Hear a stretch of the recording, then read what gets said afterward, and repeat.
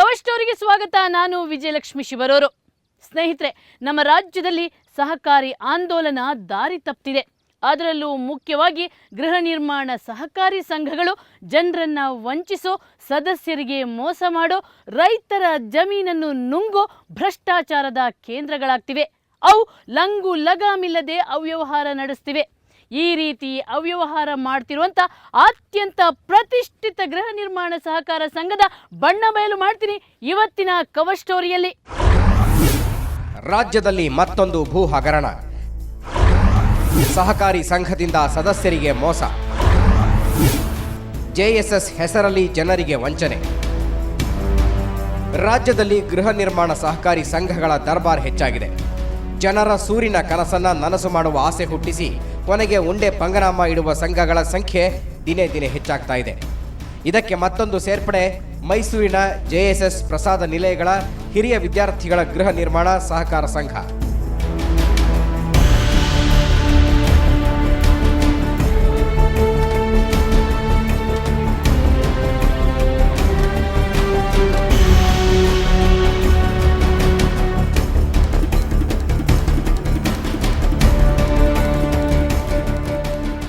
ಈ ಸಂಘ ಮೈಸೂರು ಟಿ ನರಸೀಪುರ ರಸ್ತೆಯ ವರುಣ ಕೆರೆ ಪಕ್ಕದಲ್ಲಿ 140 ಎಕರೆ 37 ಗುಂಟೆಯಲ್ಲಿ ಭರ್ಜರಿ ಲೇಔಟ್ ನಿರ್ಮಾಣ ಮಾಡಿದೆ.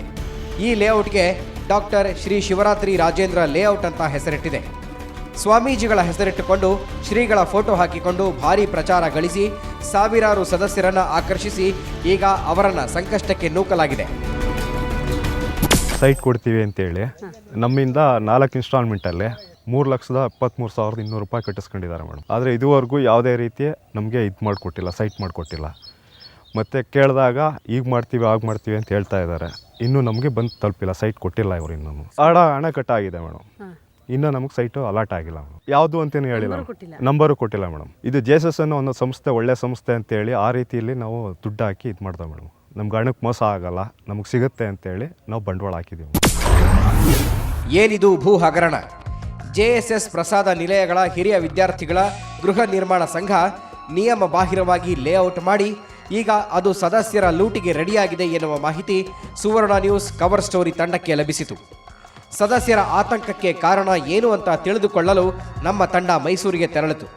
ಅಲ್ಲಿ ಒಂದಷ್ಟು ಮಂದಿಯೊಂದಿಗೆ ಚರ್ಚಿಸಿ ಮಾಹಿತಿ ಪಡೆಯಿತು.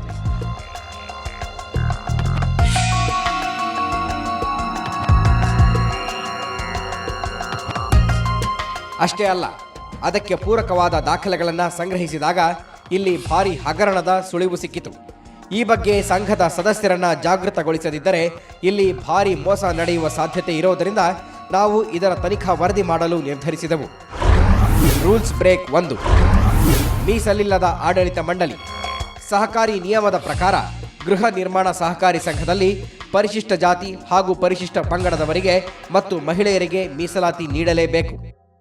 ಸೆಕ್ಷನ್ 27 ಪ್ರಕಾರ ಒಂದು ಕೋಆಪರೇಟಿವ್ ರಿಜಿಸ್ಟರ್ ಮಾಡ್ಕೋಬೇಕು ಅಂದರೆ ಈ ರಿಕ್ವೈರ್ಮೆಂಟನ್ನು ಕಾನೂನು ಪ್ರಕಾರ ಬದ್ಧವಾಗಿ ಮಾಡಿ ಮುಂದುವರಿಬೇಕಾಗುತ್ತೆ. ಇಲ್ಲ ಅಂದರೆ otherwise the society cannot be registered. Directors can't hold I of law. ಈ ಸೊಸೈಟಿಯವರು, ಈ ಗೃಹ ನಿರ್ಮಾಣ ಸೊಸೈಟಿ ಏನಿದೆ 15 ಜನ ಡೈರೆಕ್ಟರ್ಸ್ ಒಳಗೊಂಡಿದೆ. ಆ 15 ಜನ ಡೈರೆಕ್ಟರ್ಸಲ್ಲಿ ಎಲ್ಲ ಡೈರೆಕ್ಟರ್ಸು ಒಂದೇ ಕಮ್ಯುನಿಟಿಯವರಾಗಿದ್ದಾರೆ.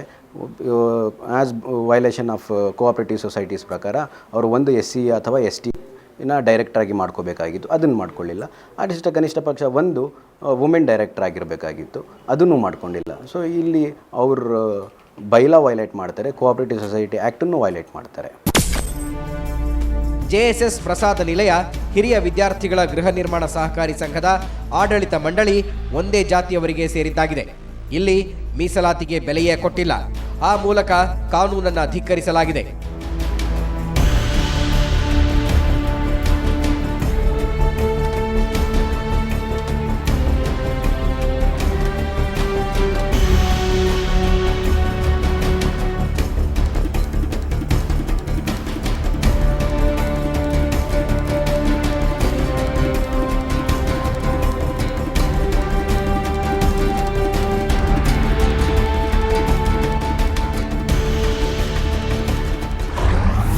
Rules break 2. ಲಾಭಾಂಶವೇ ಕೊಡ್ತಿಲ್ಲ. 2005-6ನೇ ಸಾಲಿನಲ್ಲಿ ಅಸ್ತಿತ್ವಕ್ಕೆ ಬಂತು. 14 ಜನ ನಿರ್ದೇಶಕರಿರುವ ಈ ಸಂಘದ ಅಧ್ಯಕ್ಷ ನಿವೃತ್ತ ಪೊಲೀಸ್ ಮಹಾನಿರ್ದೇಶಕ ಎಲ್ ರೇವಣಸಿದ್ದಯ್ಯ. ಈ ಸಂಘ 2012-13ರವರೆಗೆ 1224 ಸದಸ್ಯರನ್ನ ಒಳಗೊಂಡಿದೆ. ಲೇಔಟ್ ನಿರ್ಮಾಣಕ್ಕೆ ಈ ಸಂಘ ಸದಸ್ಯರಿಂದ ಸಂಗ್ರಹಿಸಿದ ಒಟ್ಟು ಮೊತ್ತ 92,90,90,868 ರೂಪಾಯಿ. ಸಂಘಕ್ಕೆ ಇಷ್ಟು ಮೊಬಲಗು ಸಂದಾಯವಾದರೂ ಸಹ ಸದಸ್ಯರಿಗೆ ಲಾಭಾಂಶವೇ ಕೊಡ್ತಿಲ್ಲ. ಆಮೇಲೆ ಹೆಚ್ಚು ಕಡಿಮೆ ಇದುವರೆಗೆ 2012-13 ವರದಿಯಂತೆ 93 ಕೋಟಿ, ಅಂದರೆ 13-14ಕ್ಕೆ ಬಂದಿದ್ದೀವಿ ನಾವೀಗ. ಎಷ್ಟಾಗಿದೆ ಈಗ? 100 ಕೋಟಿ ದಾಟಿದೆ. ಈ 100 ಕೋಟಿಗೆ ಉತ್ತರ ಕೊಡೋರು ಯಾರು? ಸದಸ್ಯರಿಂದ ಕಲೆಕ್ಟ್ ಮಾಡಿರತಕ್ಕಂಥದ್ದು. ಅದು ಎಲ್ಲ ನಿವೃತ್ತಿ ಆಗಿರ್ತಕ್ಕಂಥವ್ರು. ಇವತ್ತು 5-6 ಲಕ್ಷ ರೂಪಾಯಿ ಅವರು ಕೊಟ್ಟು ಕೂತ್ಕೊಂಡಿದ್ದರೆ, ನಿವೇಶನ ದೊರಕದೇ ಇದ್ದರೆ, ಅದೇ ದುಡ್ಡನ್ನು ಬ್ಯಾಂಕಲ್ಲಿ ನಾವು ಏನಾದ್ರು ಹೂಡಿದ್ರೆ ಅದಕ್ಕೆ ಎಷ್ಟು ಬಡ್ಡಿ ಬರ್ತಿತ್ತು ಹೇಳಿ? ತಿಂಗಳಿಗೆ 5,000 ರೂಪಾಯಿ ಅವರಿಗೆ ಪೆನ್ಷನ್ ಬಂದಾಗ ಬರ್ತಿತ್ತು, ಅದು ಬರದಿದ್ದಂಗೆ ಆಯಿತು. ಈ ಕಡೆ ಸೊಸೈಟಿಯಿಂದ ಡಿವಿಡೆಂಟೂ ಇಲ್ಲ, ಡಿವಿಡೆಂಟ್ ಕೊಡೋಲ್ಲ, ಡಿವಿಡೆಂಟ್ ಕೊಡ್ತಾ ಇಲ್ಲ, ಬರೀ ಬಡ್ಡಿ ವಸೂಲು ಮಾಡ್ಕೋತಾರೆ. ಕೊಟ್ಟದ್ದು ತಡ ಆದರೂ ಬಡ್ಡಿ ವಸೂಲು ಮಾಡ್ಕೋತಾರೆ. Rules break 3. ವಾರ್ಷಿಕ ಸಭೆಯೇ ನಡೆಸಿಲ್ಲ. ನಿಯಮದ ಪ್ರಕಾರ ಗೃಹ ನಿರ್ಮಾಣ ಸಹಕಾರ ಸಂಘಗಳು ಪ್ರತಿ ವರ್ಷ ವಾರ್ಷಿಕ ಸಭೆ ನಡೆಸಲೇಬೇಕು. ಸೆಪ್ಟೆಂಬರ್ ಒಳಗಡೆ ಅವ್ರು ಜನರಲ್ ಬಾಡಿ ಮೀಟಿಂಗ್ ಕರಿಬೇಕಾಗಿತ್ತು. ಸೋ ಫಾರ್ ಆಸ್ ನಮಗೆ ಭಾಳ ಜನ ಡೈರೆಕ್ಟರ್ಸು ಮೆಂಬರ್ಸ್ ಎಲ್ಲ ಬಂದು ಕಂಪ್ಲೇಂಟ್ ಮಾಡಿದ್ರು, ಈ ಥರ ಇದ್ದಾರೆ ಅಂತ ಹೇಳ್ಬಿಟ್ಟು ಜನರಲ್ ಬಾಡಿ ಮೀಟಿಂಗ್ಗೆ ಕಾಲ್ ಆಗಿಲ್ಲ ಈ ಕೇಸಲ್ಲಿ. It is a mandatory cooperative act ಪ್ರಕಾರ, ಬೈಲಾ ಪ್ರಕಾರ ಜನರಲ್ ಬಾಡಿ ಮೀಟಿಂಗು ಕಾಲ್ ಮಾಡಲೇಬೇಕಾಗುತ್ತೆ. ಜನರಲ್ ಬಾಡಿ ಮೀಟಿಂಗೂ ಕಾಲ್ ಮಾಡಿಲ್ಲ ಈ ಕೇಸ್, ಈ ಸೊಸೈಟಿನಲ್ಲಿ ಈ ಅಜೆಂಡಾನೂ ತೆಗೆದಿಲ್ಲ, ಇದ್ರ ಡಿಸ್ಕಷನೂ ತಗೊಂಡಿಲ್ಲ. ಮತ್ತು ಡೈರೆಕ್ಟರ್ಸ್ ಏನಾಗಿದ್ದಾರೆ, ಕೆಲವೊಬ್ಬರು ಡೈರೆಕ್ಟರ್ಸ್ ಇವಾಗೇನು ಈ ಪ್ರಾಪರ್ಟಿ ಅಗ್ರಿಕಲ್ಚರ್ ಲ್ಯಾಂಡನ್ನು ತಮ್ಮ ಸ್ವಂತ ಹೆಸರಲ್ಲಿ ಪರ್ಚೇಸ್ ಮಾಡಿ, ತಮ್ಮ ಸ್ವಂತ ರೀಸನ್ ತೋರಿಸಿ ಅದನ್ನು ಕನ್ವರ್ಷನ್ ಮಾಡಿಕೊಂಡು ಆಮೇಲೆ ಏನು ಸೊಸೈಟಿಗೆ ಕೊಟ್ಟಿದ್ದಾರೆ, ಆ directors their own bylaw against their bylaw, their cooperative societies act violation ಮಾಡಿ ಸೆಕ್ಷನ್ 28C ಪ್ರಕಾರ ಅವರು ಡಿಸ್ಕ್ವಾಲಿಫೈ ಆಗ್ತಾರೆ. There no more be valid directors of the society.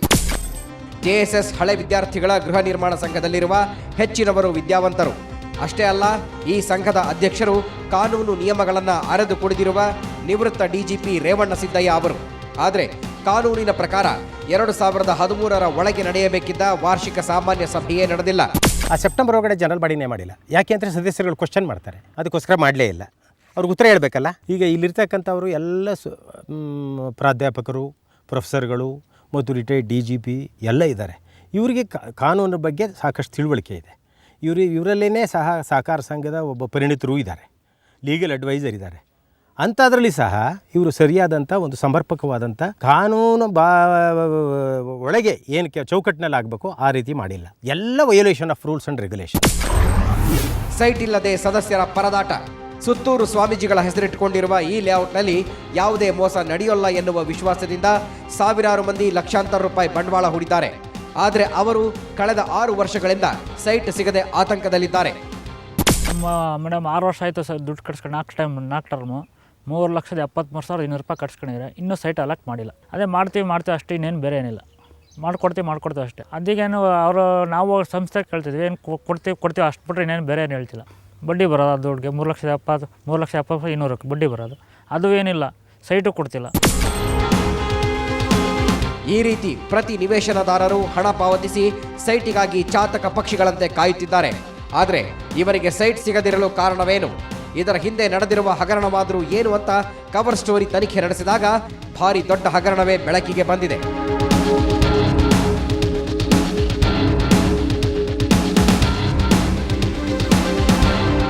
ಈ ಲೇಔಟ್ಗೆ ಹೆಸರಿಟ್ಟಿರೋದು ಶ್ರೀ ಶಿವರಾತ್ರಿ ರಾಜೇಂದ್ರ ಸ್ವಾಮಿಗಳದ್ದು. ಆದರೆ ಮಾಡ್ತಿರೋದು ಬರೀ ಅವ್ಯವಹಾರ, ಕಾನೂನು ಬಾಹಿರ ಚಟುವಟಿಕೆಗಳು. ಇವರ ಅವ್ಯವಹಾರದ ಪಟ್ಟಿ ನೋಡ್ತಾ ಹೋದ್ರೆ ನೀವು ಬೆಚ್ಚಿ ಬೀಳ್ತೀರಾ. ಸರ್ಕಾರದಿಂದ ಅನುಮತಿ ಪಡೀಲಿಲ್ಲ. ಪಡೀದೇನೆ ಏನು ಮಾಡಿದ್ರು ಅಂದರೆ ವೈಯಕ್ತಿಕವಾಗಿ ಕೆಲವು ನಿರ್ದೇಶಕರ ಹೆಸರುಗಳಲ್ಲಿ ಇದನ್ನು ರಿಜಿಸ್ಟರ್ ಮಾಡಿಸಿದ್ರು.